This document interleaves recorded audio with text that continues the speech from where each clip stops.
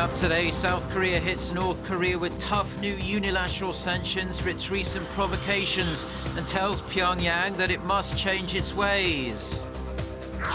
More details emerge about North Korea's attempts to hack into South Korean officials' smartphones and the nation's rail operator. Seoul's defense ministry also says it came under a hack attack. First, an extraordinary contest between a human and a machine starts in a matter of hours. Se-dol, the best Go player in the world, will take on an AI system called AlphaGo in Seoul. Stay tuned for these stories and more.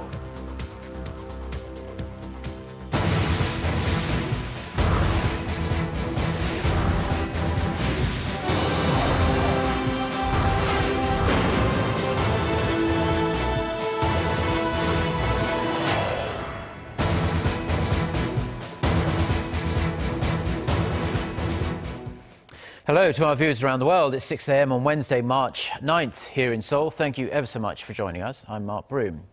Our top story this morning, South Korea has announced a wave of tough new unilateral sanctions on North Korea. For the first time, Seoul has blacklisted dozens of North Korean companies and banned ships that have visited ports in the north from entering South Korean waters. The South Korean government says it intends to make Pyongyang pay a heavy price for its most recent nuclear and missile provocations. Connie Kim starts us off. South Korea focused on strengthening financial and maritime sanctions against a reclusive state upon releasing its unilateral sanctions on Pyongyang. The Prime Minister's office unveiled the measures on Tuesday, with hopes of making the North think twice about developing its nuclear weapons program. North Korea's provocations, like its nuclear and long-range ballistic missile tests, cannot be accepted.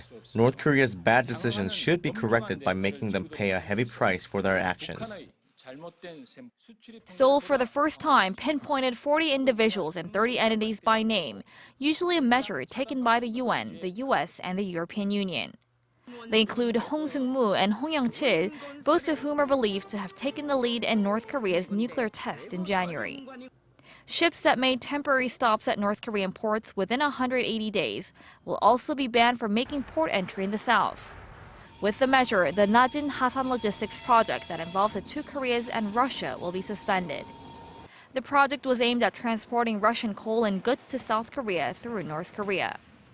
Under the sanctions, money supplies to the regime will be cut off as Pyongyang will no longer get revenue coming from railway and port fees.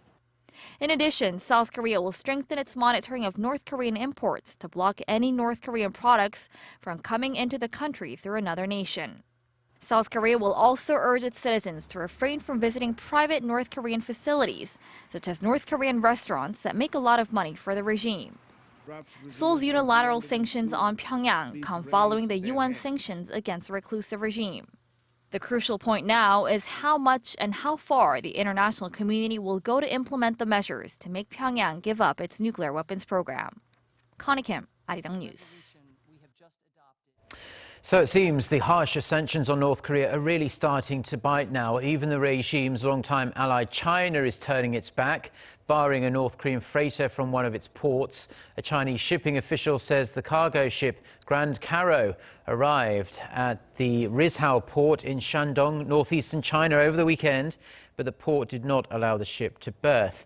Reuters reports that the ship was flying the flag of Cambodia. Now, the Grand Caro is one of 31 vessels blacklisted by China after they were covered by the latest harsh UN security sanctions on North Korea. As of now, the Philippines, Russia and China have complied with the sanctions by refusing North Korean vessels, with at least 6 others denied port entry or impounded.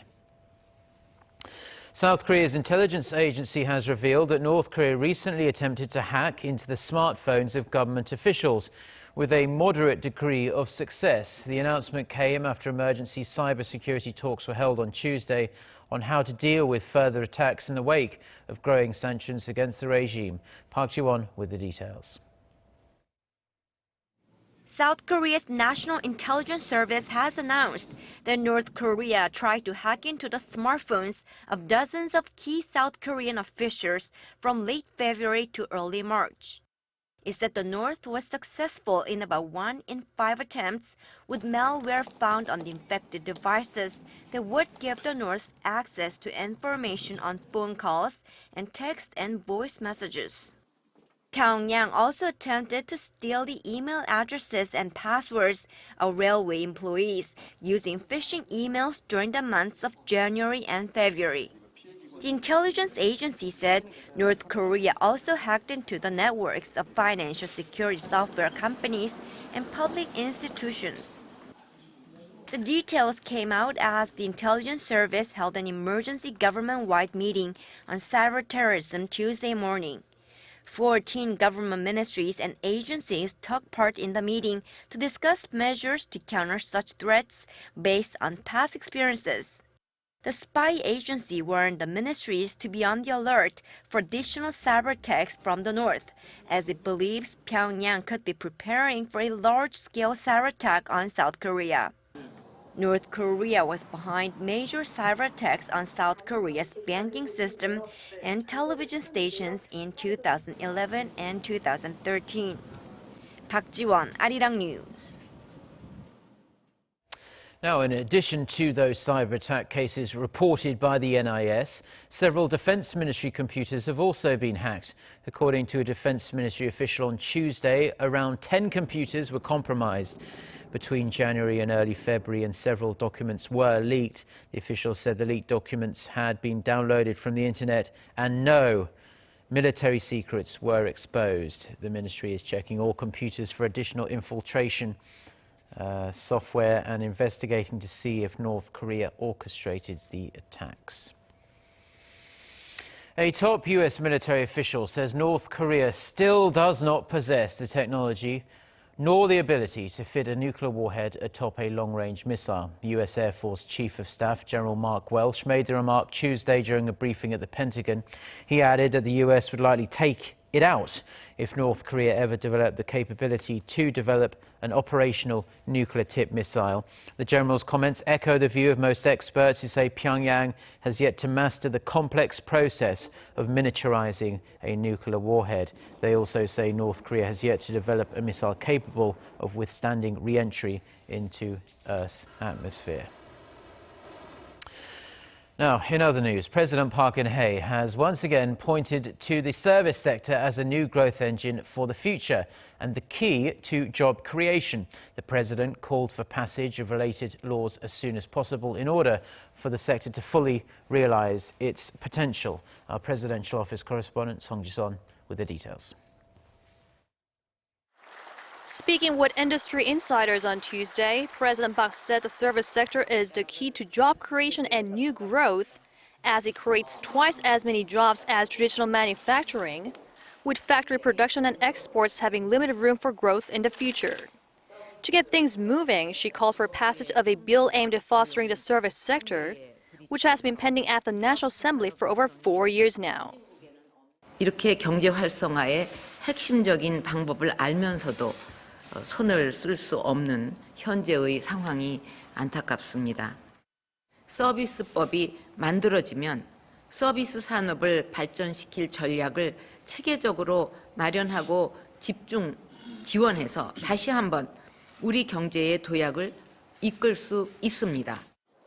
The government estimates up to 690,000 jobs could be created if the bill were passed, especially for young people seeking quality positions. President Park pointed to developed countries like the UK and the Netherlands that boast employment rates of over 70%, which was made possible because they shifted their focus to the service sector earlier on. She said the figure, which for Korea was at 66% as of 2015, will be impossible for Seoul to achieve without the expansion of the service sector. The government also rejects the opposition party's argument that the bill could spur privatization of the healthcare sector, saying that is not an intended part of the bill, nor is the bill meant to disrupt the public nature of the healthcare industry. Song Ji-son, Arirang News. Now, Korea's central bank will, on Thursday, set the key interest rate for this month. Market expectations are leaning towards a rate freeze, but the fragile economy means a rate cut is not off the table. Hwang Ji-ae reports. Ahead of its monthly monetary policy meeting on Thursday, Korea's central bank has been under mounting pressure to pep up the economy, which has been suffering from unfavorable conditions at home and abroad. As of last month, exports had plunged for over a year, while key indicators of domestic demand in January, like retail sales and facilities investment, also dropped.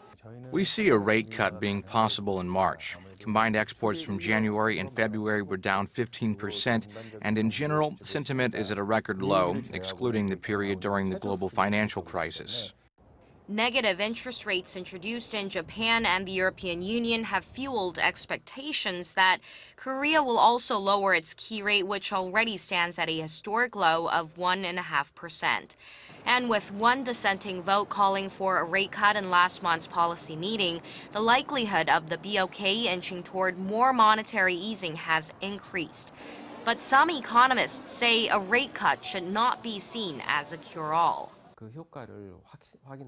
The central bank has to be sure about the specific effects a rate trim would bring to the economy, but conditions now are very uncertain, making it hard to determine the impact. Adding to this is the country's massive household debt burden and risks stemming from massive capital outflows. Positive jobs data from February out of the U.S. has made it more likely that the Federal Reserve will remain on track for rate hikes down the line, making it tricky for the BOK to focus solely on boosting recovery momentum. The replacement of 4 of the central bank's monetary policy board members scheduled for next month is another issue that market watchers are eyeing. They say it's unlikely members will move for a rate cut this month since it'll leave fewer options for their successors, but there are still expectations for an additional cut within the first half of this year. Hwang Jie, Arirang News. Now, we are almost there. Today, man will face off against machine. The name of the game is Baduk, or as it's more internationally known, Go. It's Grandmaster Se-dol of Korea versus artificial intelligence supercomputer AlphaGo. Now, the winner will take home the $1 million prize money and so much more. EG1 reports. Alphabet Incorporation Chairman Eric Schmidt, Demis Hassabis, the CEO of DeepMind Technologies and developer of AlphaGo, and Korea's Se-dol, the reigning human grandmaster of the game, all appeared at a press conference on Tuesday in Seoul. They each had some final words before a major tournament pitting E against the AI program AlphaGo gets started on Wednesday. I am still confident that I will win against AlphaGo, but if I understand the algorithm of the program correctly, if artificial intelligence is able to imitate human intuition, it may be a challenge for me to win all 5 games. But I will do my best to show that it's not time for artificial intelligence to overcome humanity yet. The Go player added that he's never played against someone who isn't human. To prepare himself for the challenge, he did simulations where he imagined the tournament and the atmosphere to get himself used to the feeling that he's playing by himself. Team AlphaGo is just as ready. Since the program's victory against a human in a tournament last October, Hassabis, the program developer, has been working out some of the kinks and said he's excited to test the program again during the upcoming event. And this is why we want to have this match, is we need to see if there are any weaknesses we don't know about. So of course we've tried to fix weaknesses that we know, but there may be something that our systems don't do that brilliant players like Se-dol can create. Both sides are confident of a victory, and with Se-dol's creative playing and AlphaGo's almost undefeated history, both sides have a good chance of pulling it off. 이지원, Arirang News. Now, German Chancellor Angela Merkel claims Europe's efforts to tackle the migrant crisis are moving in the right direction, but a senior UN official has warned the EU's hasty deal with Turkey could leave Syrian refugees at risk of being sent back to a war zone. Filippo Grandi, who is the UN High Commissioner for Refugees, on Tuesday also questioned the legality of an outline deal reached this week.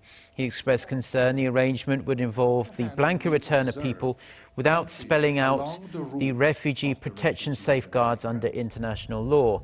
Grandi added that refugees should only be returned to other states if there's a guarantee that they will not then be sent back to the place where they had fled.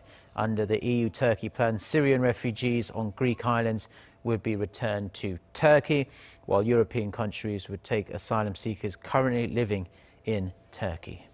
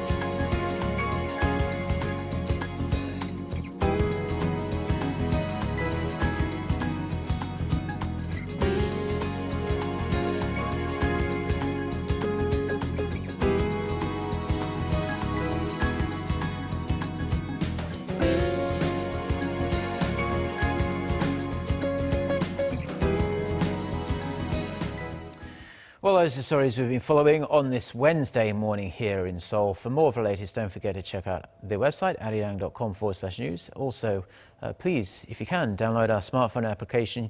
You can find it just by searching for Arirang TV. Have a wonderful rest of the hump day known as Wednesday. Until the next time, goodbye.